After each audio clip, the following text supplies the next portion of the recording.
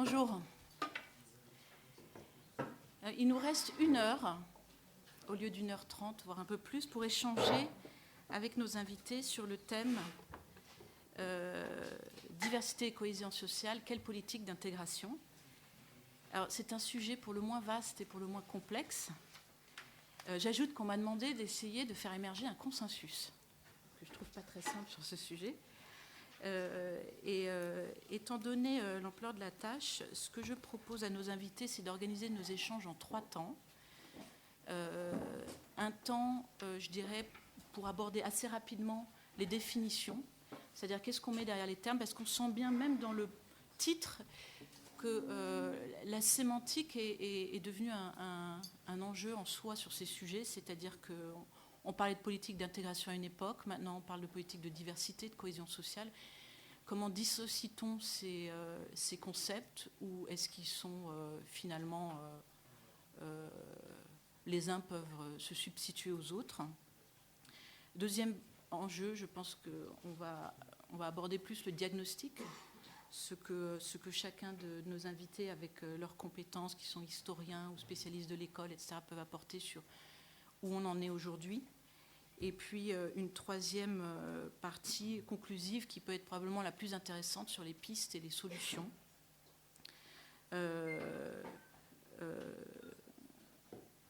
Donc avant de présenter nos invités, moi j'ai introduit le sujet sur ces trois sujets ainsi. Premièrement, qu'est-ce qu'une politique d'intégration ? Est-ce que c'est la même chose qu'une politique de diversité ou de cohésion sociale ? Est-ce qu'elle cible les immigrés, les nouveaux entrants, ou est-ce qu'elle englobe aussi les descendants d'immigrés qui sont des personnes nées en France, formées à l'école française, etc. Est-ce qu'elle cible des individus qui peuvent être les immigrés et leurs éventuels descendants, ou est-ce qu'une politique d'intégration ou de diversité cible également une société en elle-même, c'est-à-dire sa capacité, elle, à intégrer en son sein des cultures, des pratiques, des valeurs différentes, et finalement à une capacité à s'adapter au gré de l'évolution de la composition de sa population. Et est-ce que, enfin, la politique d'intégration se limite à l'intégration sur le marché de l'emploi et finalement le reste suit? Ce serait un peu sur le modèle de la politique de la green card à l'américaine. Ou est-ce qu'une politique d'intégration embrasse des enjeux beaucoup plus vastes qui touchent l'école, la façon dont on transmet le récit national, la façon de pratiquer la religion, les valeurs partagées, voire l'identité d'un peuple. Et finalement, est-ce qu'on peut définir une politique d'intégration, ou quel que soit le nom qu'on lui donne, au XXIe siècle, comme on la définissait au lendemain des décolonisations, ou au moment où on a rédigé la Constitution, par exemple l'article 1 de la Constitution, il y a plusieurs centaines d'années. Voilà. Je présente rapidement nos invités. Agnès Van Zanten, à ma droite, est directrice de recherche au CNRS et membre de l'Observatoire sociologique du changement à Sciences Po. Elle s'intéresse à la sociologie de l'éducation et particulièrement à la construction des inégalités et des ségrégations scolaires. Daniel Sabag, à ma droite, est directeur de recherche au CERI, le Centre d'études et de recherche internationale. Il co-anime avec Gwenaëlle Calves le groupe de recherche politique antidiscriminatoire, et ses domaines de recherche sont particulièrement l'analyse comparée des politiques antidiscriminatoires et des discriminations positives, notamment avec les pays anglo-saxons. Je présenterai nos 2 autres invités qui ne sont pas là pour l'instant s'ils arrivent. Il s'agit de Pape Ndiaye, qui est maître de conférence en histoire à l'EHESS et spécialiste de la question noire en France, et Yazid Sabek, qui est commissaire à la diversité et à l'égalité des chances depuis 2008, et par ailleurs chef d'entreprise. Et nous avons avec nous une personne, un économiste qui était, je crois, à la table ronde précédente, qui est Lionel Rago, qui est chercheur associé à la chaire et spécialiste des questions migratoires. Donc je donne la parole à Daniel Sabag sur le contexte et les définitions, qu'est-ce qu'on met derrière ces concepts qui sont si difficiles à embrasser. Merci. Donc le titre de l'atelier, c'était diversité et cohésion sociale. J'ai donc choisi de dire quelques mots sur les usages contemporains de la notion de diversité dans le débat public français, depuis la perspective qui est la mienne, c'est-à-dire celle d'un comparatiste, et d'un spécialiste des politiques anglo-saxonnes, mais je dirais plus précisément états-uniennes, en matière de lutte contre les discriminations et de discrimination positive et de promotion de la diversité. Donc le terme diversité en France, dans l'usage dominant qu'il tient aujourd'hui, il est extrêmement récent. Si vous faites une recherche bibliographique et que vous cherchez des exemples de l'usage du mot diversité tel qu'on l'emploie aujourd'hui dans les années 80, vous n'en trouverez strictement aucun. C'est vraiment à la fin des années 90 et même au début des années 2000 que le terme s'impose comme une catégorie générique, c'est-à-dire une catégorie englobante, qui permet de parler simultanément, qui permet de rassembler dans un même cas d'analyse des enjeux fondamentalement distincts. Quels sont ces enjeux distincts que la notion de diversité permet de rassembler dans un même cadre d'analyse? Il y en a au moins deux. Le premier, c'est tout ce qui a trait à la reconnaissance du pluralisme religieux et du pluralisme culturel dans la communauté politique française. Et le second, c'est tout ce qui a trait à la lutte contre les discriminations à raison de la race ou l'origine. La vertu ou le vice, suivant le point de vue qu'on adopte, de la notion de diversité, c'est que ça permet de parler de ces deux enjeux simultanément, sans toujours faire la distinction, dans des contextes où parfois on estime avoir intérêt à ne pas faire la distinction. La notion de diversité permet de faire ça, parce que la notion de diversité n'indique pas en elle-même de quelle diversité il s'agit. Or évidemment, pour que le débat ait un sens, il faut toujours commencer par répondre à la question « diversité de quoi ?» Diversité des religions, diversité des teintes d'épiderme, diversité des pratiques culturelles, diversité des styles de vie, diversité des points de vue exprimés sur un problème public. Suivant la réponse que l'on donne à cette question, on aura un débat ou un autre débat. Mais généralement, quand on emploie le terme diversité, la réponse à cette question, diversité de quoi, est laissée en suspens. Alors, en même temps, il est quand même possible de dégager une tendance dominante dans l'usage du terme. Et cette tendance, me semble-t-il, c'est une tendance qui consiste à faire de la notion de diversité une catégorie de substitution, c'est-à-dire un terme qu'on va employer pour renvoyer implicitement à d'autres termes dont l'emploi est jugé plus problématique, soit pour des raisons politiques, soit pour des raisons juridiques, soit pour des raisons à la fois politiques et juridiques. Alors, de quoi s'agit-il? Il s'agit essentiellement de ce que les anglo-saxons, comme vous disiez, appelleraient l'ethnicité, la race, l'ethno-racial, termes qui ne sont pas d'usage courant en langue française, ou qui en tout cas ne sont pas d'usage courant quand il s'agit de décrire la réalité sociale contemporaine.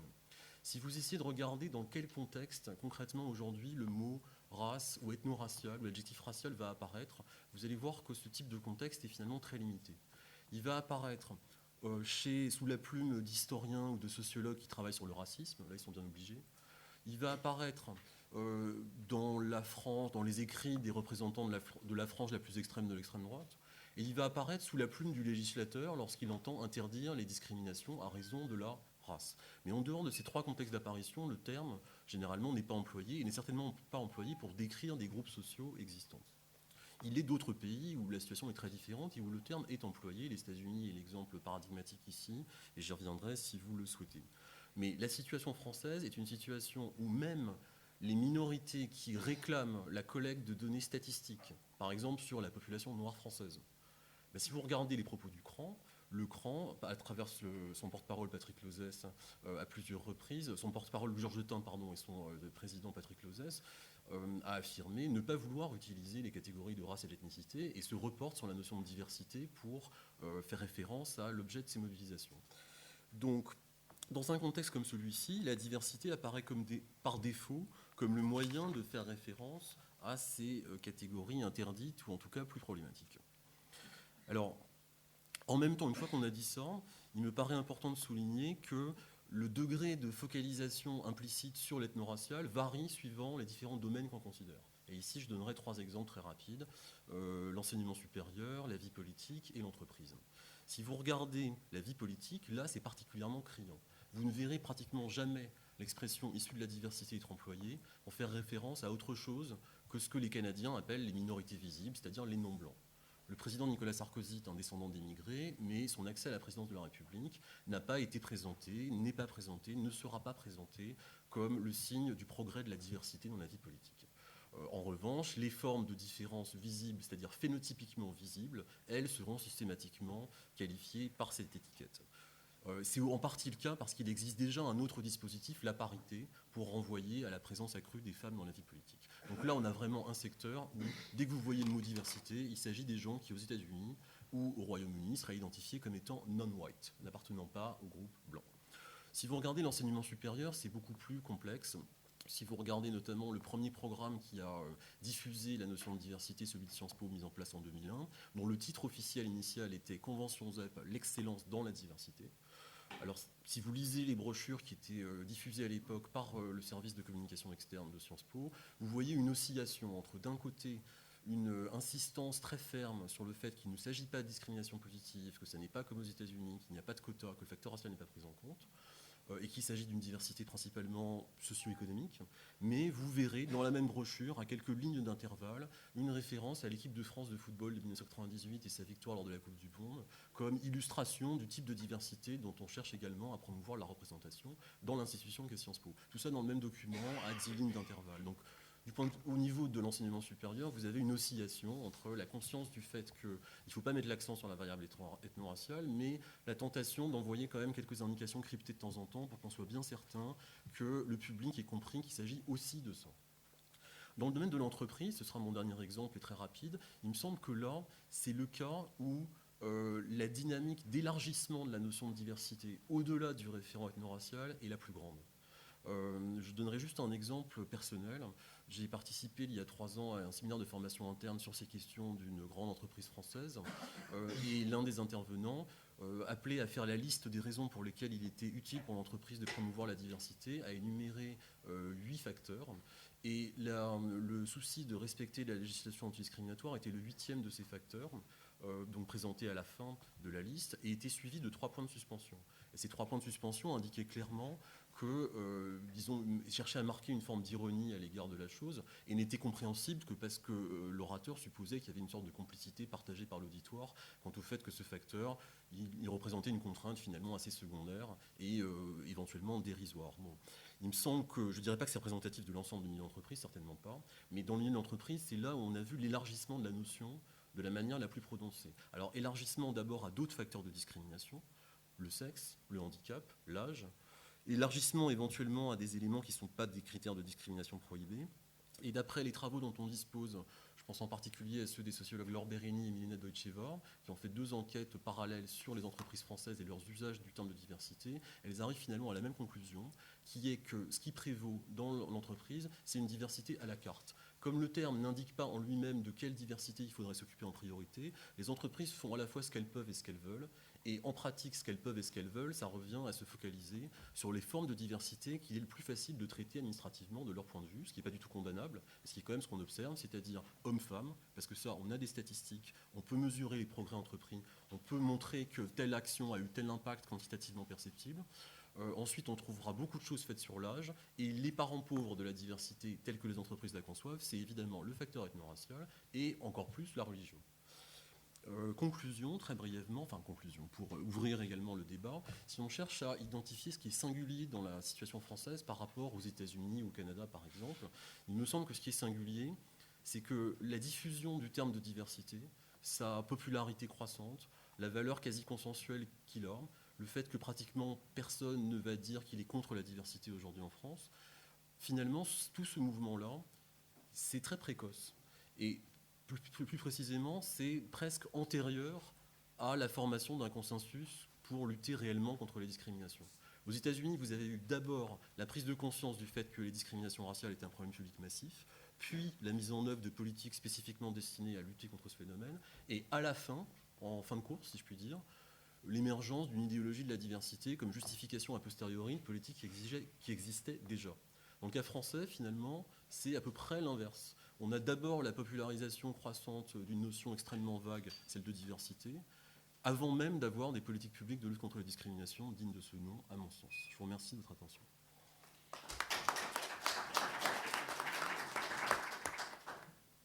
Merci. Je vais donner la parole à Agnès Van Zanten, qui va parler de la question de la mixité. Ça montre à quel point la notion d'intégration renvoie bien souvent à d'autres termes. Moi-même, je n'emploie plus du tout ce terme. Ça vaudrait le coup de se pencher sur pourquoi.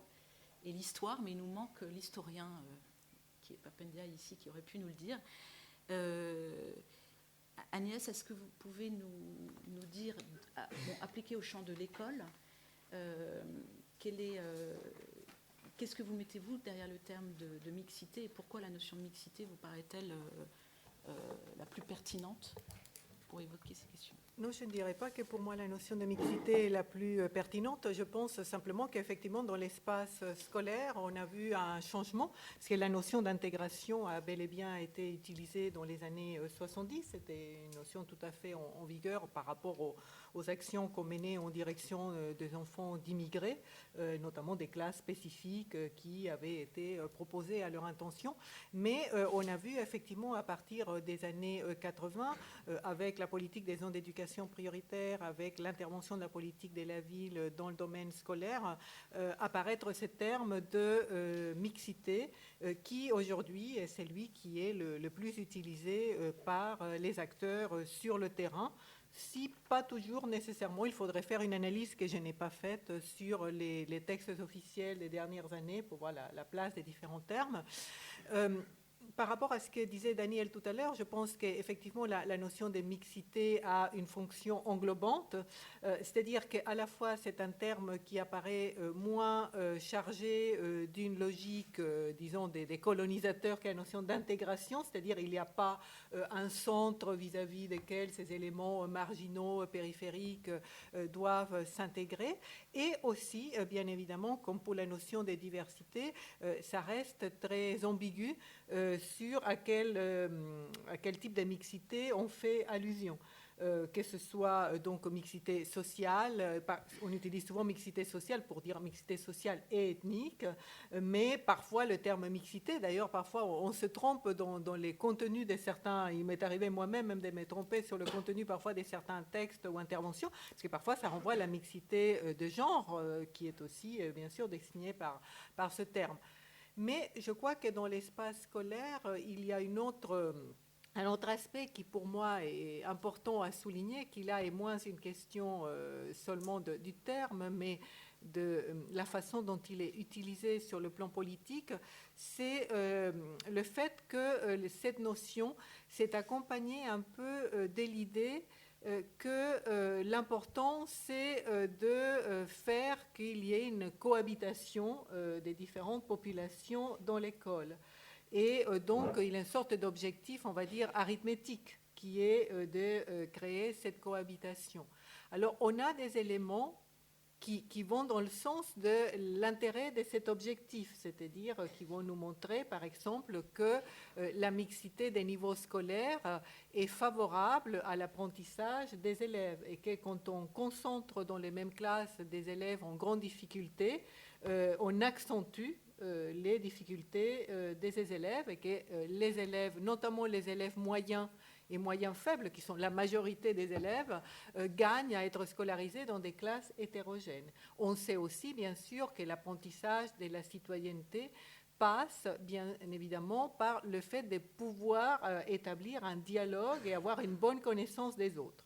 Le problème, de mon point de vue, c'est qu'avec la focalisation sur la dimension arithmétique de la mixité, focalisation dans le discours et pas dans les pratiques, parce qu'il n'y a pas, on pourra revenir sur les politiques qui ont été mises en place, mais en tout cas, dans le discours, on ne réfléchit pas sur comment rendre cette mixité efficace, puisque si on pense aux classes hétérogènes, la question se pose très clairement sur le plan pédagogique. Les enseignants en France pensent qu'il est difficile, voire impossible, d'enseigner à des classes hétérogènes. Donc on se heurte à un véritable objectif. Il ne suffit pas d'avoir des politiques qui correspondraient au discours où il y aurait une mixité effective des niveaux scolaires dans la classe si on n'aide pas les enseignants à enseigner dans des classes hétérogènes. En France, c'est un obstacle majeur. Les enseignants ne savent pas faire de l'individualisation dans la classe et moins ils ont des formations pédagogiques comme c'est le cas aujourd'hui, moins ils en feront.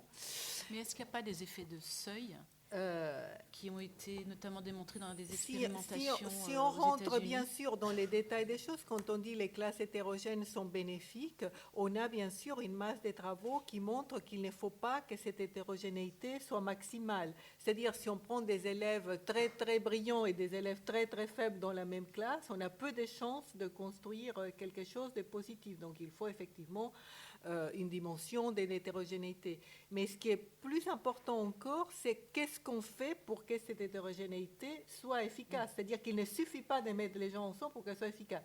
De même que sur l'autre plan, sur le plan de la citoyenneté, de l'apprentissage de la vie en société, il ne suffit pas de mettre différents groupes ensemble pour qu'une harmonie règne entre ces groupes. On peut même très facilement produire le contraire, comme le montrent beaucoup d'expériences des laboratoires, mais aussi beaucoup d'expériences de la vie réelle.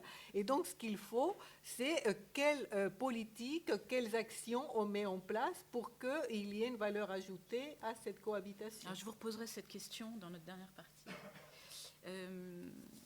Monsieur Rago, j'ai envie de vous poser une question en tant qu'économiste. Moi, je suis assez frappée souvent par la confusion entre... la confusion qui a longtemps eu cours en France entre la population des migrants, c'est-à-dire des nouveaux entrants qui n'ont pas la nationalité française, et des populations beaucoup plus anciennes qui sont nées, dont parfois les parents sont nés en France, qui ont été formés ici, auxquels on applique le même type de politique publique. Est-ce que vous avez ce sentiment et est-ce que pour vous la question de l'immigration est tout à fait à dissocier, ou au contraire il y a des ponts très étroits, et si oui lesquels, des politiques dites de cohésion sociale ou de diversité qui s'appliquent plutôt à la diversité d'une société en général et pas seulement aux nouveaux entrants? Alors, ça va être difficile pour moi de vous répondre. Et en plus, en peu de temps. En peu de temps, en n'étant pas préparé, mais surtout parce que finalement, l'économiste a peu d'outils pour répondre à votre question. Ce matin, on a vu ce que les économistes apportaient comme élément de réponse à la problématique de la migration. On est très éloigné des trois mots principaux qui sont ici, qui sont diversité, cohésion, intégration. On aurait pu rajouter ségrégation. Donc c'est un thème, c'est un champ qui n'est pas un champ naturel des économistes, c'est tout à fait normal. Et je vais essayer de vous porter qu'est-ce que les économistes apportent sur cette question? Finalement, ils y arrivent petit à petit à travers un champ qui est très proche, que vous avez souligné, vous avez parlé de mixité au niveau du genre. Il y a un champ d'économie qui se développe qui est l'économie du genre. Effectivement, un thème important, c'est pourquoi il y a une disparité entre hommes et femmes sur le marché du travail en termes de salaire, etc. Et donc, la problématique est différente, mais la question est la même. Pourquoi il y a cette ségrégation? Alors, quel est l'apport des économistes par rapport à ça? Et c'est assez limité. C'est-à-dire que, comme souvent, les économistes, première chose, ils vont mesurer. Est-ce que c'est un vrai problème? Est-ce que la question se pose?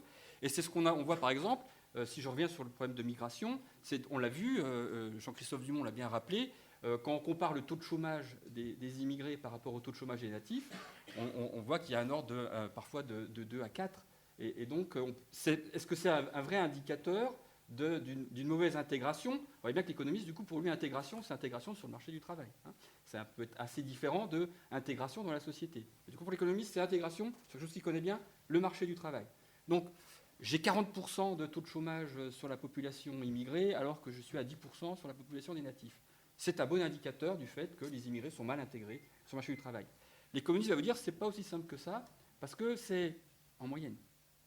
Et donc, il va contrôler, alors, on l'a vu tout à l'heure dans la présentation de Grégory Verdugo, quand il a regardé les différences de salaire, je vais contrôler parce que la population immigrée, elle n'a pas les mêmes caractéristiques socio-économiques que la population des natifs. Donc, une partie de cette différence, elle n'est pas liée à la caractéristique immigrée, d'origine, elle est peut-être liée au fait qu'ils sont moins qualifiés, etc. etc. Et effectivement, quand on contrôle, et qu'on regarde les taux de probabilité d'être au chômage, l'écart se réduit. Il se réduit, mais il reste un écart, ce qui est quand même une preuve, première mesure, ce qui est la preuve qu'il y a une ségrégation. Donc même si je contrôle sur les caractéristiques socio-économiques, eh bien, un immigré a une probabilité plus élevée d'être au chômage qu'un natif. Alors peut-être qu'on ne contrôle pas sur tous les éléments, mais c'est le premier point. Donc on mesure et on fait apparaître cette ségrégation comme on le fait sur la différence homme-femme sur le marché du travail. Après, l'apport de l'économiste par rapport à cette question-là, ça va être plutôt sur ce que vous avez soulevé, les instruments de politique économique. Si l'objectif, c'est de réduire cette ségrégation, mais là, l'économiste, il ne va pas dire si c'est un objectif en soi ou pas. Est-ce que c'est optimal pour l'économie de réduire cette ségrégation ou pas? On est peu armé à ce niveau-là. Et il va vous donner des indications sur les politiques économiques qui peuvent être les instruments de politique économique qui peuvent être mis en œuvre. Et voilà, augmenter la diversité. J'aurais fini. Augmenter la diversité. L'économiste ne vous dira pas si c'est une bonne chose ou pas, hein, d'augmenter la diversité dans l'absolu. Mais Hillel Rapoport, dans son intervention précédente, a dit, bon ben voilà, si l'objectif c'est d'augmenter la diversité, aux États-Unis, les économistes ont montré que par un système de loterie, etc., c'était un assez bon moyen. Donc, en termes d'objectifs normatifs, les économistes n'ont pas grand-chose à dire sur la cohésion sociale, la diversité, etc. Après, on peut mesurer les problèmes de ségrégation de manière assez fine, et on peut indiquer des instruments. Et vous l'avez compris, l'économiste, il aime bien les instruments qui sont plutôt incitatifs que les instruments réglementaires, lois, normes, hein, tels que ça peut être évoqué. Donc voilà un petit survol de ce que les économistes... Mais ce qui aurait été très bien, c'est que ce soit un économiste spécialisé de la ségrégation qui le développe, mais il y en a peut-être dans la salle qui pourra intervenir. Ce que je conclus de vos différents propos, et ça nous amène au second thème, ce qui est plus lié au diagnostic, à l'état des lieux, c'est que vous avez à peu près tous dit que vous manquez d'éléments de connaissance. Alors c'est vrai que là-dessus, moi, pour avoir travaillé plus sur les questions dites de diversité, on reviendra sur la problématique de la définition, c'est-à-dire d'une population française qui comporte plus aujourd'hui de minorités, en fait, à proprement parler, que d'immigrés, c'est-à-dire en nombre, de gens nés sur le territoire français, et parfois de parents français. Aujourd'hui, en France, il est impossible de mesurer quoi que ce soit qui soit en lien. Alors, à part sur certaines études, probablement longitudinales, enfin, il y a quelques études qui ont été faites, mais quand même très difficile, notamment pour les économistes et pour les politiques publiques, pour bâtir des politiques publiques en général, on n'a aucun élément de connaissance sur la réalité du chômage, de la discrimination dans le logement, même si on a beaucoup de présomptions, sur la question de la ségrégation à l'école. Et alors, j'aurais envie d'avoir votre avis, mais moi, il m'a toujours semblé que les politiques publiques ne prennent place que quand elles ont des chiffres sur lesquels s'asseoir. Et je me souviens très bien du ministre Xavier Bertrand qui avait lu l'étude sur les écarts de salaire entre hommes et femmes il y a 2 ou 3 ans, et qui avait dit ce chiffre, cet écart est scandaleux, il faut agir. Et il a mis en place quelque chose qui est bien ou pas bien, je n'en sais rien, mais en tout cas, c'est ce qui est le moteur de l'action du politique, à mon sens. Donc, je serais intéressée d'avoir vos réactions. Donc, aujourd'hui, est-ce que vous adhérez, et qu'est-ce que vous avez à dire sur le fait qu'il est difficile de même établir un état des lieux sur ce sujet-là? Donc il est encore plus difficile d'agir. Donc dans cette partie diagnostic, pour moi, c'est un peu les défaillances dans la capacité à établir un état des lieux, et notamment des statistiques. Si vous permettez, je m'adresse à la personne, donc à Sciences Po. Vous avez bien des études qui ont été réalisées suite à la politique qui a été menée, je dirais, au niveau microéconomique de Sciences Po, quand même, non? Oui, je pense qu'Agnès est peut-être plus habilitée que moi à en parler, mais Oui, c'est Agnès qui... l'un ou l'autre. Je veux bien en parler aussi. Mais Agnès, et puis après, si Daniel, vous avez... Vous voulez dire par rapport aux résultats de la politique? Oui, entre autres, enfin, à nouveau, le fait d'avoir des preuves, enfin, ou des chiffres. Oui, bien sûr, mais des chiffres on en a, bien évidemment. On peut savoir combien des étudiants sont entrés par cette procédure. On peut savoir aujourd'hui, pour ceux qui sont sortis, quel type de poste ils occupent. On peut savoir quel type de difficultés ils ont rencontrés dans l'institution. Donc oui, on a des éléments. C'est des éléments qui concernent quand même une politique avec un nombre quand même assez réduit d'étudiants. Donc oui, sur ce type de politiques, on peut avoir une analyse assez fine des effets. Ce qui est difficile, c'est par la suite de passer de ce type de politique à quelque chose de plus généralisable à l'ensemble des politiques, d'autant plus que la politique des Sciences Po est assez unique en son genre, comparativement aux politiques qu'a mises en place dans une autre institution comme l'ESSEC, qui, elle, a été dupliquée par un ensemble des grandes écoles. Donc c'est difficile de généraliser les résultats de l'enquête de Sciences Po parce que les effectifs sont très réduits et que c'est une politique qui, en France, n'a pas eu d'émule. Donc, comment vous l'expliquez qu'elle n'a pas eu d'émule? Parce qu'elle semble la plus audacieuse en termes d'intégration réelle.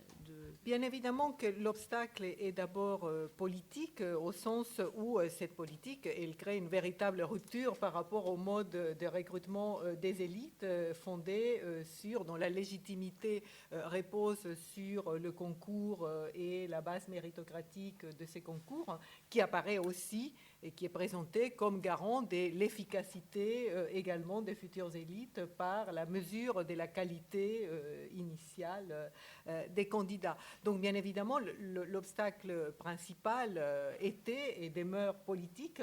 Il y a aussi des obstacles institutionnels. Il faut bien voir, quand on analyse Sciences Po, que si Sciences Po a pu mettre en place cette action assez rapidement et efficacement, c'est que Sciences Po n'est pas une grande école, c'est-à-dire qu'elle ne recrute pas après des classes préparatoires, qui constituent une première étape de sélection dans le cas des écoles, qu'elle ne recrute pas exactement par concours, parce que s'il y a un examen d'entrée, il ne s'agit pas d'un concours, et qu'avant de mettre en place cette nouvelle procédure des conventions éducation prioritaire, existait déjà à Sciences Po d'autres procédures, la principale étant celle créée à la fin des années 90, des mentions très bien, des élèves qui ont une mention très bien, qui peuvent se présenter sans passer le concours. Donc le modèle Sciences Po, sur le plan institutionnel, à supposer qu'il y avait eu un accord politique, était aussi difficile à transposer parce que Sciences Po est une institution, un grand établissement qui est doté de caractéristiques particulières. Ce n'est pas une université, mais ce n'est pas non plus une grande école,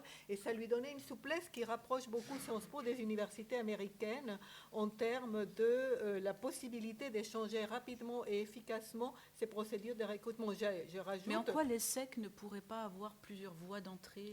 Les grandes écoles ont aujourd'hui des voies d'entrée, mais le fait de les rendre beaucoup plus massives qu'elles ne sont aujourd'hui, elles concernent des tout petits chiffres d'étudiants qui viennent par la voie de l'apprentissage, de la voie universitaire, etc., supposerait une négociation de l'ensemble des écoles, puisque l'accès est fondé sur des bases, des banques de données pour les concours dans lesquels il y a un accord entre les écoles, et ça suppose les démantèlements du système des classes préparatoires qui, en France, est quand même l'empire de l'enseignement secondaire et qui a pendant très longtemps, de façon indirecte, dicté l'ensemble du fonctionnement de l'enseignement secondaire. Donc c'est une pièce maîtresse de la transition en France entre le secondaire et le supérieur. On ne peut pas imaginer de le déplacer si facilement que ça. Et il faut se souvenir que quand Claude Allègre a essayé de transformer, par exemple, le salaire des professeurs des classes préparatoires, il y a eu une telle mobilisation immédiate de toutes les fractions de la population concernée par les élites que immédiatement ça a été arrêté. Ce que vous dites finalement, c'est qu'il y a une évolution sur il y a une volonté plus forte de diversifier les élites ou en tout cas de faire évoluer le système de renouvellement des élites, mais que finalement ça touche un nombre assez faible d'élèves et qu'il n'y a pas à ce jour politique publique massive qui s'attaque aux problématiques de la ségrégation scolaire et aux inégalités à l'école. Une question sur laquelle j'ai effectivement, dans mes interventions publiques, essayé d'attirer l'attention, c'est que je pense effectivement qu'il y a lieu à avoir une politique de diversification des élites plus ambitieuse qu'elle ne l'est aujourd'hui et qu'elle peut avoir des effets positifs à terme, effectivement, on pourra le voir. Le problème, me semble-t-il, plus fondamental pour moi en tant que sociologue de l'éducation, c'est qu'à défaut d'avoir une politique ambitieuse pour la masse des élèves, les politiques de recherche de l'excellence sont en train de se substituer à des politiques de lutte contre les inégalités. Parce qu'il y a d'un côté les politiques d'ouverture sociale, donc sortons les meilleurs des quartiers pour les attirer vers les filières d'élite, mais il y a aussi des politiques comme les internats d'excellence. Il y a également l'assouplissement de la carte scolaire. Disons qu'il y a eu un tournant politique majeur dans lequel on a d'une certaine façon acté l'échec des politiques de masse et dire, et voilà, maintenant on se tourne vers le fait qu'on va sauver les meilleurs par différentes voies, et donc plusieurs politiques vont dans ce sens. Et moi, en tant que sociologue de l'éducation, je suis très soucieuse parce que autant on peut imaginer que sur le plan de la justice individuelle, on puisse comprendre ces politiques, et c'est pour cela d'ailleurs qu'elles sont parfaitement consensuelles politiquement. En enlevant les meilleurs, on crée quand même un système de ghettoisation encore plus forte dans les établissements scolaires, parce que je reviens sur ce que vous disiez tout à l'heure sur les chiffres. Le problème, c'est que parfois, ce n'est pas l'ampleur nécessairement des chiffres. Par exemple, dans un collège, aujourd'hui en France, on a des petits collèges, 400 élèves. On retire d'un collège de 400 élèves 15 élèves qui sont les meilleurs, et bien on les retire, par exemple, en classe des sixièmes. On décapite totalement les 5 classes des sixièmes de cet établissement dans lesquelles ces élèves étaient les 2 ou 3 élèves moteurs par classe. Et toute la dynamique est cassée. Donc là, il peut y avoir des chiffres tout à fait qui peuvent sembler minuscules de l'extérieur. Donc, qu'est-ce que c'est 15 élèves sur 400? Et en même temps, ça a un impact qualitatif essentiel pour le fonctionnement de l'établissement. Est-ce qu'on a les résultats? Est-ce qu'on connaît l'effet des politiques dites ZEP des 20 dernières années, qui apparemment sont remises en question aujourd'hui? Je crois que vous me disiez que là aussi, on a du mal en France à évaluer les résultats de nos politiques publiques, tout simplement. Et je pense que ça s'applique aux enjeux de cohésion sociale comme à d'autres sujets. Est-ce qu'on connaît aujourd'hui, de façon assez précise, les effets positifs et négatifs de la politique ZEP? Je vais être bref pour ne pas monopoliser la parole. Oui, malheureusement, comme beaucoup de politiques éducatives, on a effectivement assisté à la fois à une politique dont à certains moments on a pu se demander si elle existait encore, puisqu'elle existait sur le papier, mais personne ne s'est mobilisé en sa faveur, donc avec des hauts et des bas selon les changements de ministres. Et par ailleurs, effectivement, les évaluations sont venues très très tard, seulement à la fin des années 90. Alors, ce que montrent grosso modo les évaluations, c'est que la situation n'est pas... les ZEP ont arrivé peut-être à contenir l'aggravation des conditions économiques et sociales dans les quartiers, mais qu'elles n'ont pas réussi à faire réussir mieux les enfants. C'est-à-dire quand on compare des enfants dans les ZEP et à l'extérieur des ZEP à caractéristiques sociales comparables et scolaires comparables, les enfants dans les ZEP ne réussissent pas mieux que ceux qui sont à l'extérieur. Et par ailleurs, un phénomène plus préoccupant parce que plus invisible, c'est que comme en même temps il y a eu le fait de pousser les élèves à aller plus loin dans les études, on a fait passer des classes en classe des élèves qui n'avaient pas acquis les connaissances. Et donc, en fait, ce que montrent les études, c'est que les élèves des ZEP n'ont pas des trajectoires moins bonnes dans les ZEP qu'à l'extérieur des ZEP, mais qu'il y a un écart entre la trajectoire et le niveau des élèves en termes d'acquisition. Et ça, c'est très préoccupant parce que ça ouvre la brèche, bien sûr, de dire que c'est une politique démagogique, etc. Donc, on voit bien tous les problèmes que ça peut entraîner. D'accord. Monsieur Rago, je reviens à un sujet plus économique. On a lu dans des documents très intéressants que l'immigration globalement rapportait plus qu'elle ne coûtait. Appliquée au champ des politiques publiques liées aux enjeux de diversité, en gros aux enjeux de cohésion sociale pour la société française, est-ce qu'on a des éléments de connaissance sur le rapport coût-efficacité? Sur la politique d'intégration. Là, ça peut être l'école, mais sur un sujet quelconque, ça peut être la politique de la ville, ça peut être la politique... Est-ce que vous avez connaissance qu'on est... Par exemple, la politique publique des ZEP coûtait peut-être à l'État, mais elle rapporte peut-être plus qu'elle ne coûte in fine pour la collectivité. Il y a certainement des études, mais le problème, c'est ce que j'évoquais avec mon voisin, c'est qu'en réalité, il n'y a pas une culture de l'évaluation en France, Absolument. Comme on peut l'avoir dans beaucoup d'autres pays. Je pense en particulier aux États-Unis, où, alors on n'est pas au niveau local, mais c'est inimaginable à la Chambre des représentants de voter une loi qui aurait des conséquences économiques sans qu'il y ait au préalable une évaluation ex ante, donc qu'on sache, si on vote cette loi, qu'est-ce que ça coût-avantage en quelque sorte. Et ensuite, il y a des évaluations ex post, c'est-à-dire qu'on l'a mis en place, qu'on l'évalue. Finalement, on n'a pas cette culture-là en France, et c'est quelque chose que les économistes... Même le RSA, on n'est pas allé au bout de l'évaluation. Comment? Alors, il y a bien des évaluations qui sont faites. Je ne suis pas en train de dire qu'il n'y a aucune évaluation qui est faite en France, mais on n'a pas cette culture-là un peu systématique de l'évaluation. Et il y a le problème aussi de l'évaluation telle que l'économiste la conçoit, qui n'est pas toujours identique à d'autres types d'évaluations qui sont nécessaires également. Alors je profite juste une petite seconde parce que finalement, votre question de tout à l'heure, je la reformulerai peut-être plus brutalement, c'était la question des statistiques ethniques.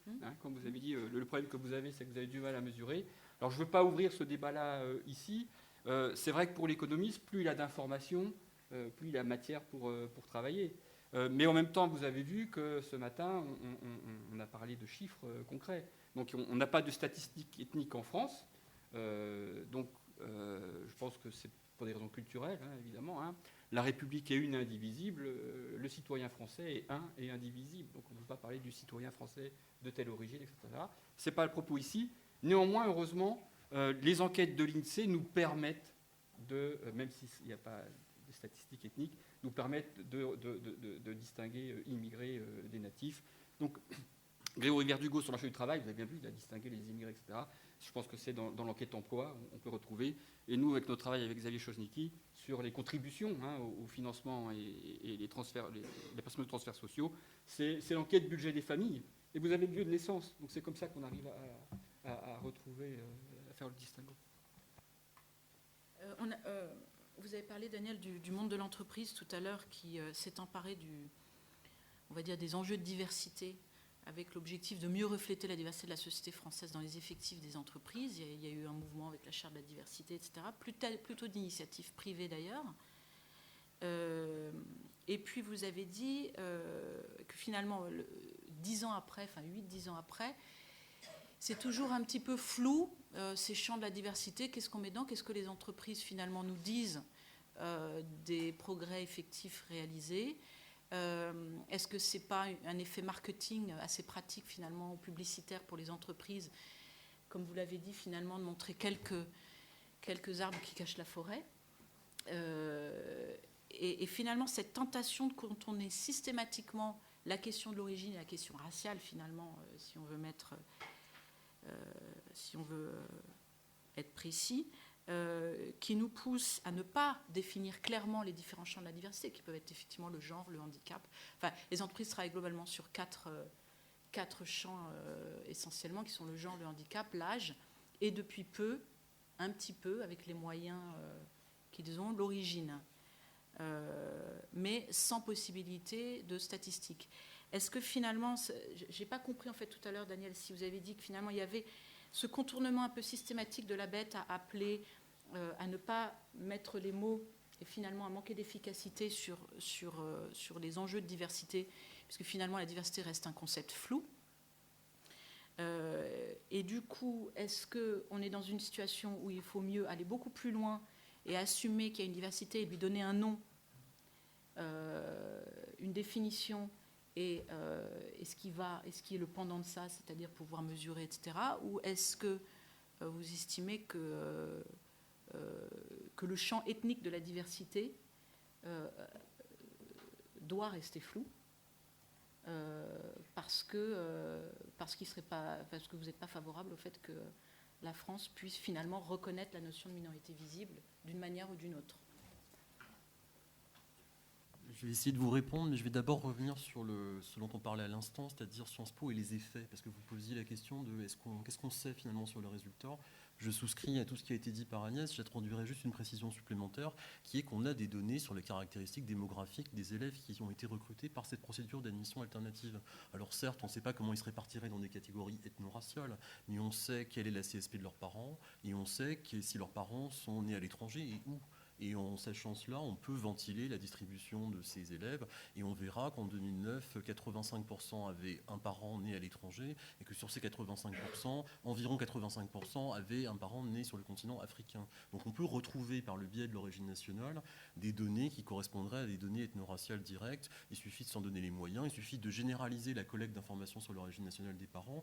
Évidemment, l'indicateur de substitution est imparfait, notamment pour les personnes phénotypiquement identifiés comme noirs mais originaires des Antilles, et donc ils sont ni des émigrés ni des descendants d'émigrés, donc il y a une vraie imperfection et une vraie limitation de l'outil, mais on peut faire pas mal de choses par déjà le biais de l'origine nationale. Et dans le domaine de l'entreprise que vous évoquiez à l'instant, vous nous demandiez notamment quels seraient vos éléments de diagnostic, vos prescriptions, en tout cas vos idées sur la direction que pourraient prendre les politiques publiques.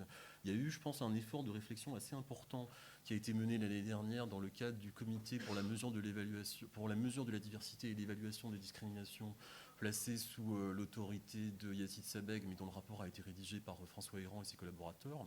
Et ce qu'on trouve dans ce rapport, que je vous invite à lire, parce que c'est à mon sens le document produit en langue française le plus important. François Héran est l'ancien directeur de l'INED. Et scientifiquement et politiquement sur ces questions depuis une bonne vingtaine d'années, il y a quand même des indications de ce qu'on pourrait faire. Et une des pistes qu'il propose, à laquelle personnellement je souscris sans difficulté, c'est de découpler le monitoring de sa dimension ethno-raciale. Qu'est-ce que je veux dire ?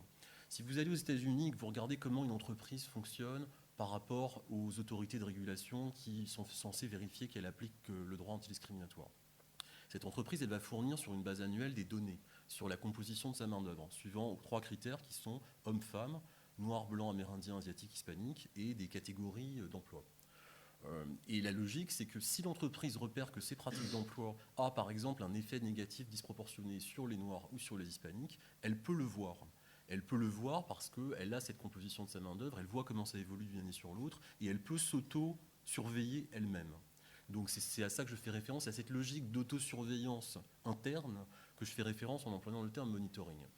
L'idée d'Héran et l'idée du Comen, c'est qu'il est possible de découpler, c'est-à-dire de dissocier le monitoring et sa logique et ses vertus du soubassement ethno-racial qui est présent aux États-Unis, qu'on ne pourrait pas transposer tel quel en France, à moins de réviser la Constitution, ce que personne ne souhaite, ni de promeut d'ailleurs, et en utilisant l'origine nationale comme indicateur de substitution. Ça voudrait dire quoi ? Ça voudrait dire qu'il faudrait généraliser la collecte d'informations sur l'origine nationale des personnes, et à l'intérieur des unités de production, et à l'extérieur, c'est-à-dire sur le bassin d'emploi. Parce qu'évidemment, la proportion de gens dont les parents seraient nés au Maroc, en Algérie ou en Tunisie dans la main-d'œuvre d'une entreprise n'est un indicateur significatif que si on peut la comparer avec la proportion des mêmes gens qui seraient dans la population active qualifiée du bassin d'emploi. Le monitoring américain permet de faire ça, et ce que propose le COMED, c'est d'essayer de transposer la logique du monitoring sans transposer son infrastructure ethno-raciale qui est politiquement, juridiquement transposable. Il me semble que c'est une idée qui mérite qu'on y réfléchisse sérieusement,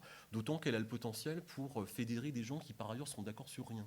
Cette idée a été lancée dans une tribune publiée par Libération en 2008, qui était co-signée par Patrick Veil et Patrick Simon, qui sont 2 chercheurs identifiés comme étant les chefs de file de 2 camps opposés dans le débat sur les statistiques ethniques.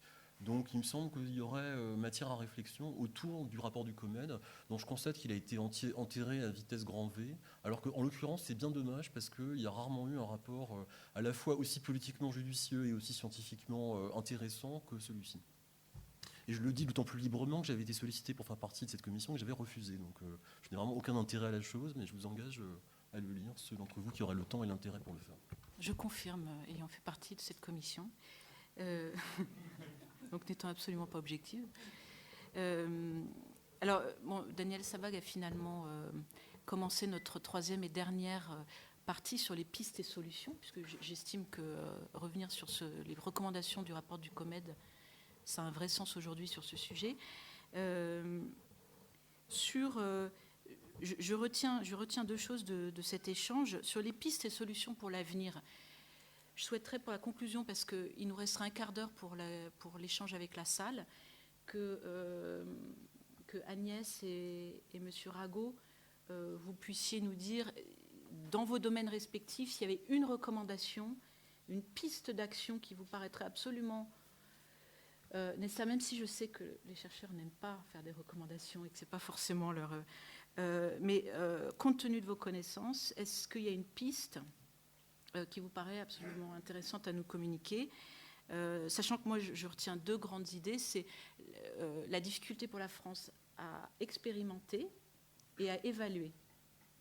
C'est-à-dire qu'on expérimente finalement assez peu, on en a parlé un petit peu avec Agnès, comparé aux anglo-saxons qui ont une vraie politique d'expérimentation, et on évalue assez peu. Alors après je vous laisse conclure pour cette dernière... Oui, si je reviens sur le fond, sur la question donc de la ségrégation dans l'école, qui est aujourd'hui une question tout à fait centrale, je pense que, et ce qui est important, c'est, pendant très longtemps, la politique des zones d'éducation prioritaire dont on a parlé était une politique qui voyait la question sur le plan pédagogique. Donc il s'agissait de donner du soutien supplémentaire aux enfants sous forme d'être dans des classes avec moins d'élèves, des enseignants donc, qui réservaient des moyens supplémentaires pour agir auprès des enfants. Et donc on a délaissé le problème de la concentration des enfants dans certains établissements. Et je crois que la principale recommandation dans le domaine, c'est de dire qu'il faut à la fois une politique de lutte contre la ségrégation, donc pour rétablir effectivement une hétérogénéité entre les établissements, et une politique pédagogique d'accompagnement. Alors, la question qui semble d'abord difficile, c'est comment développer des politiques de lutte contre la ségrégation, notamment quand on sait la difficulté à laquelle se heurtent des politiques coercitives. Politiques coercitives, ça peut être la carte scolaire, dont on sait qu'elle a été assouplie, mais qu'avant même qu'elle soit assouplie, elle était contournée de beaucoup de façons par les classes moyennes et supérieures que j'ai étudiées, choix d'un autre établissement public, choix du privé, changement des lieux de résidence en fonction de l'école. Donc on voit bien que cet instrument, qu'il ne faut peut-être pas jeter totalement, a une utilité modérée. On ne peut pas imaginer, on a quand même beaucoup d'exemples, on a tenté un tout petit peu ça de façon très timide en France, mais on voit bien les limites auxquelles on se heurte de faire du busing, de transporter les enfants pour créer de l'hétérogénéité forcée. Donc moi je pense que dans le contexte des types de sociétés comme la France, on ne peut développer que des politiques incitatives. Quelle peut être une politique incitative? Ça peut être, par exemple, comme le propose le syndicat des chefs d'établissement actuellement, et c'est une mesure qui avait déjà été proposée dans certains rapports, de créer un indicateur de mixité dans les établissements, donc on revient aux statistiques, et de distribuer les moyens entre les établissements en donnant des moyens supplémentaires aux établissements en fonction de la façon dont ils arrivent à augmenter la mixité, où ils font des efforts dans ce sens. Donc, on pourrait créer un monitoring de la mixité. Mais ça ne rejoint pas finalement ce qu'étaient les ZEP? Pas du tout. On n'a jamais, dans les ZEP, cherché à évaluer comment changer la population et à faire du monitoring. Dans ce sens, toute l'action était concentrée sur le plan pédagogique et éducatif au sens large, pas du tout une action visant à réduire la ségrégation. Donc ça, je pense que c'est un outil incitatif intéressant et pas très difficile à mettre en place, dans le sens qu'indiquait Daniel, donc en prenant en compte à la fois les catégories socio-professionnelles et l'origine nationale des enfants et les révolutions. On peut aussi imaginer des mécanismes qui ont été mis en place dans d'autres pays, là je pense à la Belgique, par exemple en Angleterre, soit des mécanismes de donner des objectifs en termes de mixité aux établissements, on ne les appellera pas quotas pour ne pas faire scandale, mais ça sera des objectifs. Et on peut aussi responsabiliser, par exemple, les chefs d'établissement d'un bassin. C'est ce qu'on a fait en Belgique, dans un bassin où la ségrégation était très élevée. On leur dit, écoutez, vous êtes responsable que sur l'ensemble de ce bassin, dans aucun établissement, on trouve un seuil qui dépasse tel. Et donc, donner une responsabilité collective. Donc, on peut imaginer des moyens pour agir dans ce sens. Sur le plan pédagogique, on a des pistes qui sont très argumentées parce qu'on a beaucoup de choses qui ont été faites dans beaucoup de pays pour montrer quelles sont les pratiques pédagogiques plus efficaces, mais là peut-être ça nous éloigne un tout petit peu de l'objet de la diversité, donc je m'arrête là. Écoutez, ça va être rapide puisque finalement Agnès a fait un raisonnement d'économiste, donc je n'ai pas grand-chose à ajouter. Pourquoi je dis qu'elle a fait un raisonnement d'économiste? Parce que ce que toute la théorie économique montre, quel que soit le sujet d'ailleurs, c'est que généralement, quand on a un objectif de politique économique, c'est beaucoup plus efficace de passer par l'incitation que de passer par ce que vous avez appelé la coercition, ce que les économistes appellent plutôt le règlement, la norme, etc. Donc, et elle a développé les politiques incitatives qui peuvent être menées pour diverses raisons d'ailleurs. Pourquoi c'est plus efficace, je ne vais pas le développer, mais il y en a une qui a été évoquée, c'est que quand les acteurs n'ont pas envie, vous avez beau leur mettre une norme, ils trouvent toujours un moyen de contourner plus ou moins en partie cette norme. Et il y a d'autres éléments qui peuvent être évoqués. Donc, par contre, s'ils sont incités, c'est que la démarche vient d'eux-mêmes. Vous leur avez donné un signal et ils ont intérêt d'eux-mêmes, par rapport à ce signal, de mettre en place ce que vous cherchez à obtenir. Alors, lors du déjeuner approchant, je propose de donner la parole à la salle. Est-ce qu'il y a un micro qui circule ou est-ce qu'il n'y a pas de micro? Il y avait un micro. Là et là. Je vois monsieur, oui. Bonjour. Courte, s'il vous plaît. Oui, c'est pas des questions, c'est juste des remarques d'ordre par rapport à ce qui a été dit en ce qui concerne les statistiques qui permettent de mesurer l'origine. Donc, il a bien été dit qu'on peut bien entendu distinguer immigrés et natifs, mais dans toutes les grandes enquêtes ménages de l'INSEE, on peut aussi maintenant distinguer immigrés, descendants d'immigrés, puisque la nationalité à la naissance des parents et le lieu de naissance est désormais une question qui est posée dans toutes les grandes enquêtes ménages, avec donc recensement non compris, mais dans l'enquête emploi, enquête logement, tout ça c'est fait. Donc on a quand même des données assez précises qui peuvent être collectées tous les ans sur cette question. Et j'avais une deuxième remarque, puisque le sujet des ZEP a été soulevé. Il me semble me souvenir d'un travail fait par Roland Raclot de la DARES sur ces questions-là. Et il me semble, ce serait à vérifier, mais je crois que ses conclusions étaient que l'effet des ZEP l'effet de la politique ZEP sur les inégalités était très faible, voire quasi nul. Voilà, mais il faudra vérifier ça, je pense, directement avec lui. Madame, et puis monsieur. Donc, pour rejoindre un peu ce que disait monsieur aussi, ne pensez-vous pas qu'avant toute chose et avant toute évaluation, ne devrions-on pas donc identifier et définir ce qu'est un émigré? Tout à l'heure, monsieur parlait de natif. Donc, quelqu'un, par exemple, qui est né en France et qui est de parents étrangers, se mettrait dans quelle catégorie? Serait-ce un immigré ou un natif ou entre les deux? Ne pensez-vous pas qu'avant de faire une évaluation, il ne faudrait pas cartographier d'abord et définir vraiment chaque catégorie de la société? Voilà. C'est qu'on a manqué de clarté dans nos propos. Alors. Madame, alors peut-être monsieur, avant vous avez une question? Oui. Bon, ben madame.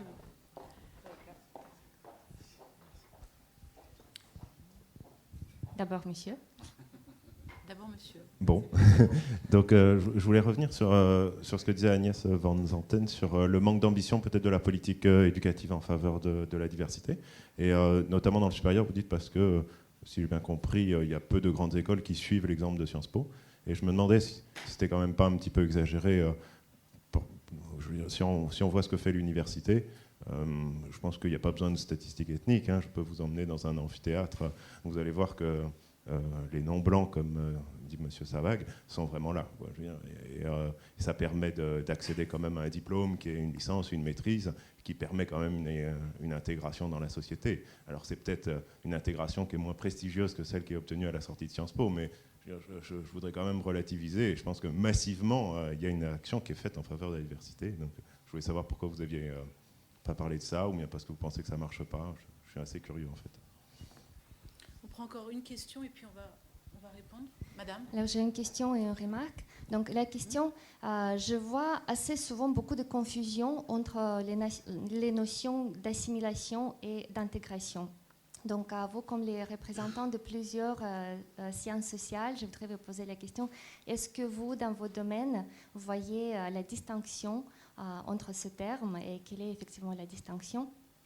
Et puis ma remarque sur les politiques migratoires et pourquoi en fait c'est tellement difficile d'évaluer les politiques migratoires. À mon avis, c'est parce que les politiques, même les plus simples, peuvent avoir plusieurs impacts sur plusieurs domaines et dimensions de vie de chaque individu. Donc, juste donner un exemple, politique anti-discrimination. Donc, qu'est-ce que ça donne? À la fois, ça peut nous donner que pour les mêmes, disons, formation et compétences, les immigrés peuvent avoir le meilleur accès au travail et au salaire par rapport à ce qu'ils ont maintenant. Donc on peut avoir la convergence des caractéristiques des immigrés et les natifs. Mais cette même politique, à la fois, va nous donner le fait que les immigrés vont préserver leur langue, leur religion, leur autre comportement culturel. Donc, à la fois, la même politique va donner les divergences selon d'autres dimensions, donc culturelles, disons civiques, etc. Donc, c'est pour ça que c'est difficile d'évoluer. Et donc, juste pour conclure... Alors, vous donnez la réponse, en fait. Donc, non, je ne donne pas de réponse, mais peut-être une remarque que pour évaluer la politique, il faut d'abord savoir très, très bien qu'est-ce qu'on veut de cette politique. Donc, est-ce que c'est une bonne chose, la divergence ou la convergence des caractéristiques, et selon quelle dimension on veut les voir. Merci. Merci. On va prendre peut-être une dernière question. Et monsieur... Ah, il y en a beaucoup, en fait. Bon, 2 dernières questions, monsieur et madame, parce qu'on m'a demandé de finir à 13h. Une question pour monsieur Sabac. Je voulais avoir votre avis sur l'évolution à court moyen terme des départements diversité dans les entreprises. Est-ce que vous les voyez se maintenir à moyen long terme? Est-ce que ça aura un jour, est-ce que ça a du sens de les maintenir à long terme? Est-ce que maintenir des départements diversité dans les entreprises, ça ne signe pas l'échec de l'intégration? Et bon, voilà. Monsieur? Oui, pour rebondir sur ce qui a été dit sur la diversité dans les amphis, même s'il ne s'agit pas de formations aussi prestigieuses que certaines grandes écoles, précisément, il y a un certain nombre d'amphis dans un certain nombre de facs où les personnes issues de l'immigration, dont les parents sont nés dans d'autres pays, sont présents. Et le problème, c'est que ceux dont les parents sont nés en France ne sont pas présents, c'est-à-dire qu'en réalité, il y a une ségrégation pour un certain nombre d'universités où on s'aperçoit que la ségrégation se poursuit au-delà du baccalauréat, avec des universités où on a des élèves plutôt bien dotés, d'autres universités où il y a environ 95% de minorités visibles. Et est-ce qu'au contraire, est-ce qu'on n'est pas dans une prolongation de la ségrégation territoriale au-delà du baccalauréat qui se poursuit lors de la licence, de la maîtrise, du master, avec les difficultés qui s'en suivent pour trouver un emploi par la suite? D'accord, merci. Je vais donner la parole à M. Sabac pour les questions relatives aux différences et définitions entre immigrés, natifs, minorités, etc. de madame. Et la question sur intégration versus assimilation. Et peut-être la question sur le département diversité aussi. Puis après, Agnès, sur la question des universités. Alors, sur les départements diversité, je n'ai pas un point de vue très arrêté sur la question, je le reconnais. Je pense qu'il y a une très grande diversité de situations. C'est-à-dire qu'il y a des départements de diversité qui, en fait, mettent en œuvre des politiques d'application de la législation discriminatoire de manière cohérente, sincère, sous l'étiquette de la diversité, ça ne me gêne pas particulièrement. Si les entreprises trouvent un intérêt à appeler diversité l'application du droit antidiscriminatoire pour des raisons qui leur sont propres, ça me paraît ni incompréhensible ni nécessairement condamnable. Ma crainte, c'est plutôt qu'il y ait des entreprises où l'effet de dilution l'emporte sur l'effet de légitimation, si vous voulez. À mon avis, le fait d'utiliser le vocabulaire de la diversité, ça a 2 effets, l'un positif, l'un négatif. L'effet positif, c'est l'effet de légitimation de l'action antidiscriminatoire. L'effet négatif, c'est la dilution. Aux États-Unis, l'effet positif l'a emporté assez largement parce que les politiques existaient déjà. Et du coup, il s'agissait de justifier a posteriori des choses qui étaient déjà en place. Dans le côté français, ma crainte, c'est plutôt que l'effet de dilution l'emporte dans certains cas, parce qu'il me semble qu'on n'en est pas encore au stade où il y a une compréhension partagée de ce que c'est que la discrimination, de ce que sont les politiques de lutte contre la discrimination, de ce qu'implique le droit européen et désormais français de la non-discrimination. Et je ne dis pas ça d'un point de vue condescendant, c'est objectivement compliqué. La discrimination indirecte, la définition est objectivement compliquée. En repérer les implications, c'est compliqué. Je pense qu'on est encore au stade où une pédagogie du droit antidiscriminatoire serait plus utile que de faire tout de suite une montée en généralité sauvage consistant à célébrer la diversité sans jamais s'interroger sur le lien entre diversité et non-discrimination, qui n'a rien d'évident. Donc ça, ce sera un premier élément de réponse. J'ajouterais, pour rebondir sur ce que disait Agnès très brièvement, que objectif par rapport à quota, Dans certains cas, les objectifs se transformeront en quotas. Dans d'autres, ils ne se transformeront pas en quotas. C'est une question empirique et on trouve toutes les situations possibles. La différence, c'est qu'un objectif, c'est quelque chose qu'on doit essayer d'atteindre. Mais si on n'y arrive pas, on n'est pas automatiquement soumis à une sanction. Un quota, c'est un objectif qu'on doit essayer d'atteindre. Et si on n'y arrive pas, en théorie, on est automatiquement soumis à une sanction. Et l'un peut se transformer en l'autre ou pas. Et on voit toutes les configurations possibles. Brièvement... immigré, alors moi je ne suis pas statisticien, mais il me semble qu'il y a une définition relativement précise, administrative de ce qu'est un immigré en France, qui est qu'un immigré c'est quelqu'un qui réside en France et qui est né étranger à l'étranger. Bon, c'est la définition admise, elle n'est pas forcément connue, mais elle est quand même officielle et elle pourrait servir de point de référence. Et d'ailleurs, quelqu'un de naturalisé reste du coup un immigré. Absolument. Immigré n'est pas l'étranger. Quelqu'un de né étranger à l'étranger, mais résidant en France et naturalisé français, restera un immigré alors même qu'il n'est plus un étranger. Cette définition n'est pas si compliquée que ça, elle est juste peu connue, c'est tout. Mais elle existe et on n'a pas besoin de la réinventer périodiquement. Et sur assimilation, intégration, très rapidement, il me semble que ce qui caractérise la trajectoire française, c'est la tendance à donner au mot intégration une acception la plus large possible. Et en particulier la tendance à considérer la politique de lutte contre les discriminations comme étant simplement un volet ou une composante d'une politique plus générale qu'on appelle politique de l'intégration. Et il me semble que l'un des dangers de cette pratique langagière, c'est que du coup ça induit les gens à penser que si les gens sont victimes de discrimination, c'est parce qu'ils présentent un défaut d'intégration qui justifie ou qui en tout cas explique les pratiques de l'employeur. Et donc à titre personnel, moi je serais nettement favorable à une dissociation de ces deux registres et à une séparation analytique entre ce qui relève de l'antidiscrimination et ce qui relève de l'intégration des primo-arrivants. Parce qu'il y a des problèmes spécifiques relatifs à l'intégration culturelle des primo-arrivants. Simplement, ces problèmes ne sont pas ceux qui expliquent les difficultés rencontrées sur le marché de l'emploi par les citoyens français dont les parents sont nés à l'étranger. En tout cas, ne sont certainement pas identiques. Ces deux enjeux ne sont pas identiques et dès lors, il vaudrait mieux les dissocier que de faire semblant de penser que l'un est simplement une composante de l'autre. Merci. Agnès, il y a eu 2 questions sur l'université. Est-ce que vous avez des éléments de réponse à apporter ? Oui, tout à fait. Bien évidemment, si on s'est concentré sur le cas des Sciences Po et plus généralement sur celui des grandes écoles, c'est parce qu'on était en train de débattre de la question de l'excellence et l'idée que des objectifs de sortir un certain nombre d'élèves de très bons niveaux des quartiers pour les tirer vers des établissements d'excellence en raison de leur très bon potentiel. Mais ça bien sûr, ça ne permet pas de faire le tour de la question de la diversité dans l'enseignement supérieur, qui est une question beaucoup plus vaste. Et ça pose bien sûr, il y a clairement une différence en moyenne entre les grandes écoles et les universités. Ça dépend aussi qu'est-ce qu'on va considérer dans l'environnement des grandes écoles, si on intègre toutes les petites écoles ou juste les très prestigieuses grandes écoles. Mais il y a effectivement une différence d'ordre général entre les écoles et les universités. Mais comme ça a été rappelé par la deuxième intervention, l'université est un univers extrêmement hétérogène. Donc, c'est entre universités, en fonction de leur localisation.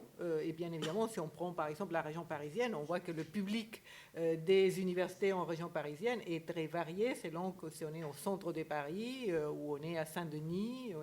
Donc, mais également entre les filières dans les universités, on sait bien qu'il y a eu une massification et une montée donc de questions qui s'est posée dans le secondaire en termes de ségrégation et des problèmes d'échec scolaire qui sont montés, mais qu'on va retrouver dans certaines disciplines et dans certaines filières particulièrement marquées, alors que certaines disciplines, médecine, droit, sont restées très protégées par rapport à ces types de problèmes. Et par ailleurs, il y a une différence notable à l'université entre les premiers cycles et les deuxièmes cycles, puisqu'il y a une sélection importante en deuxième cycle. L'université est un univers complexe et bien sûr, si on va parler de la diversité dans l'enseignement supérieur, il faut d'abord parler de ce qui se passe dans l'université, vu la masse qu'elle concerne, mais ce n'est pas le propos, et là on a parlé des grandes écoles à propos de cette politique de l'excellence.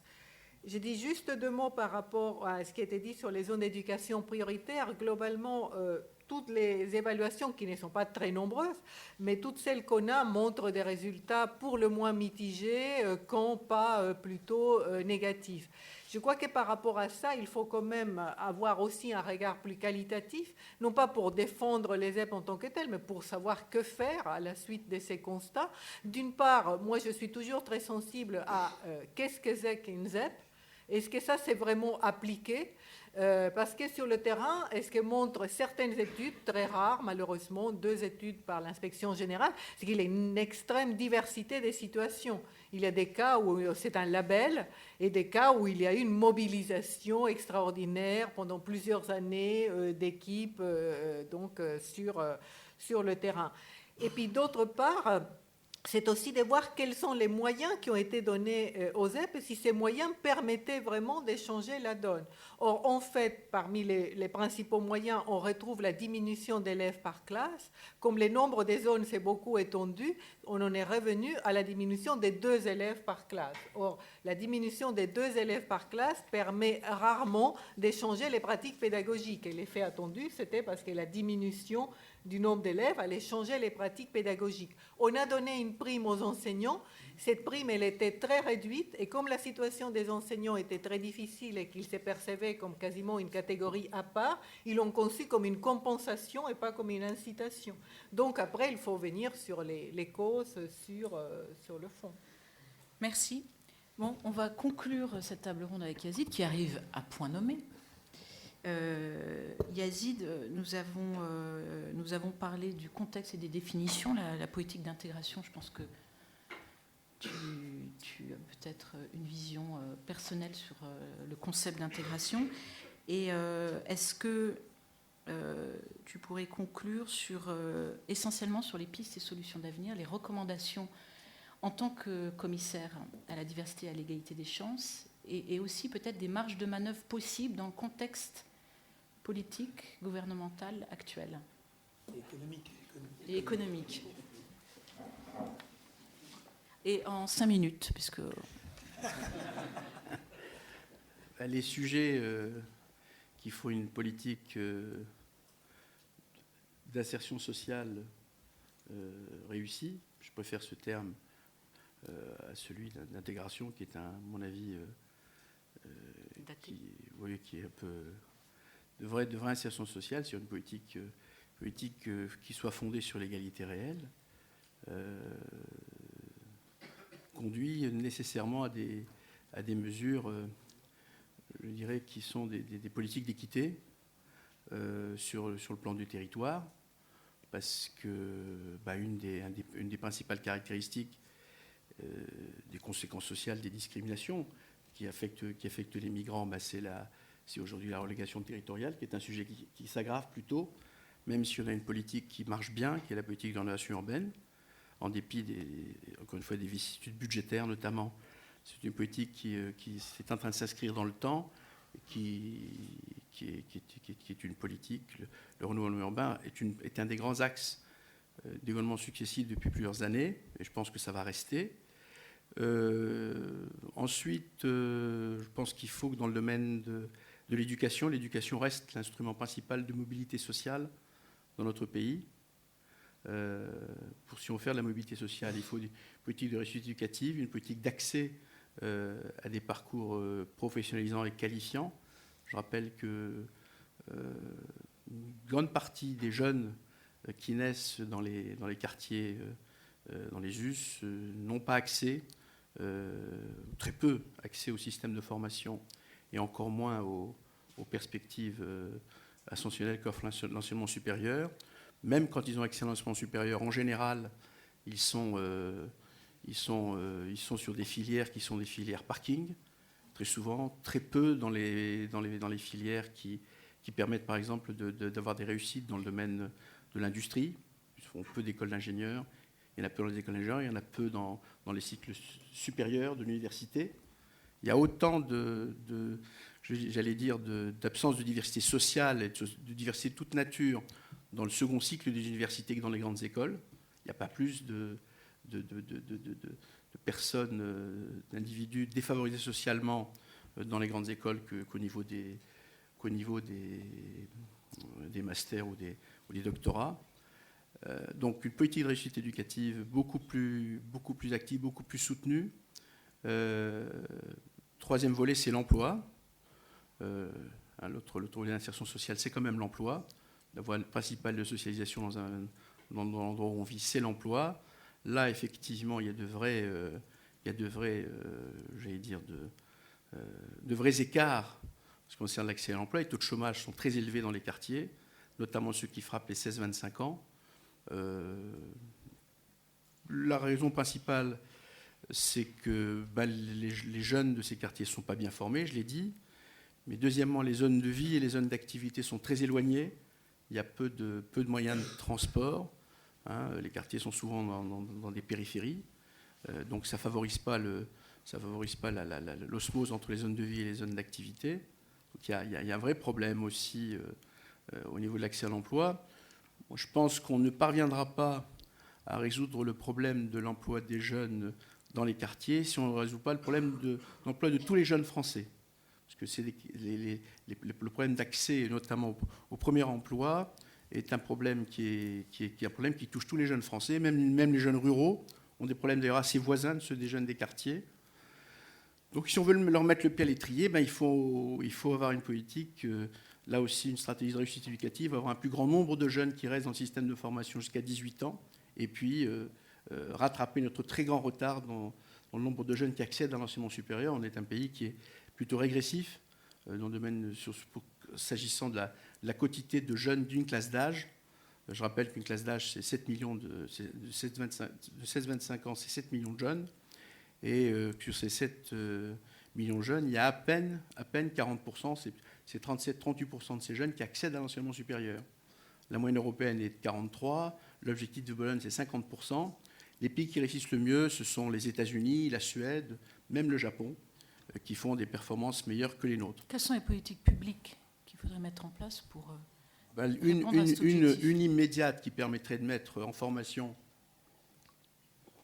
pratiquement 700 000 jeunes, 7 à 800 000 jeunes supplémentaires, ce serait de rendre obligatoire la présence de 5% de jeunes dans l'effectif social des entreprises, dans l'administration, ou administration d'État, administration locale et hospitalière, d'obliger, de prendre une mesure d'autorité pour que 5% ce soit des jeunes en alternance, par exemple.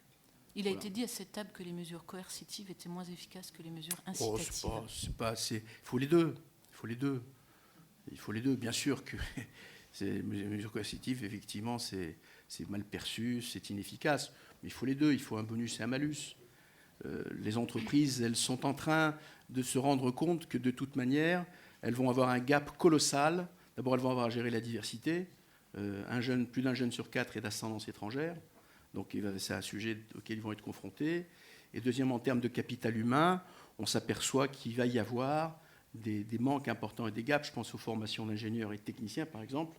On ne forme pas ces ingénieurs et techniciens. Donc il va bien falloir, d'une façon ou d'une autre, que le monde de l'entreprise mette la main à la poche, va s'y mettre et commence à traiter cette question de l'éducation, s'intéresse à ce qui se passe dans le système éducatif et contribue à la formation des jeunes. Alors les entreprises, elles, outre en recrutant les jeunes, ça va les obliger, ça va les contraindre à changer leur organisation et la perception des relations qu'ils ont avec les jeunes, les débutants, d'une part. On va créer des corps, on va être obligé de créer un corps de tuteurs, d'accompagnateurs de ces jeunes. Ces tuteurs, ils peuvent eux-mêmes aller enseigner dans les lycées la technologie et les sciences appliquées. En France, on est un pays où ce sont encore des professeurs recrutés sur concours qui enseignent la technologie, les sciences de l'ingénieur. Alors que dans tous les pays avancés, les sciences de l'ingénieur ou la technologie est enseignée soit par des chercheurs, soit par des ingénieurs du monde de l'industrie.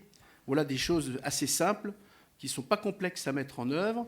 Et puis, s'agissant de l'incitation aux entreprises, l'État, au lieu de faire des programmes qui sont des programmes de saupoudrage peu efficaces mais coûteux en faveur de l'apprentissage ou de l'alternance, l'État, il faut qu'il les accompagne en mettant un peu plus d'argent, en donnant un bonus aux entreprises qui font le travail, et puis en forçant, là il faut les forcer parce qu'elles le font à reculons, les universités, les grandes écoles, certains établissements secondaires à créer des CFA par exemple. Voilà. Dernière Voilà, question. voilà une politique publique qui peut être mise en œuvre avec il n'y a pas besoin de beaucoup d'argent, mais ça réglerait le problème de plusieurs centaines de milliers de jeunes, probablement. Dernière question, quel est le chantier que le commissaire à la diversité et l'égalité des chances souhaite mettre en place dans l'année et demie qui reste? Celui-là, en tout cas, j'espère que dans le débat qui va s'ouvrir, qui est sur la question de l'emploi des jeunes, la réconciliation des territoires, c'est important. C'est-à-dire ce que font les territoires riches pour les territoires pauvres. La politique de la ville, il faut la refonder, et les ressources, il faut la prendre dans la poche des villes riches. Il n'y a pas d'alternative, il n'y a pas de solution. Si on fait une politique de la ville réussie, il faut rééquilibrer les ressources entre territoires pauvres et territoires riches. Et puis réconcilier les générations. Je pense que cette question de l'emploi, c'est une question tout à fait centrale dans notre pays parce qu'elle touche c'est un vrai problème social. Parce que je disais tout à l'heure, les taux de chômage, c'est 40, 50, 60% dans les quartiers, pour ce qui est des jeunes. Et puis, ça renvoie à une modernisation, à une adaptation de tout notre système éducatif, en termes de contenu et puis en termes de perspectives ascensionnelles, d'ouverture sociale pour les jeunes. Voilà. Merci. Bon appétit et merci de votre attention.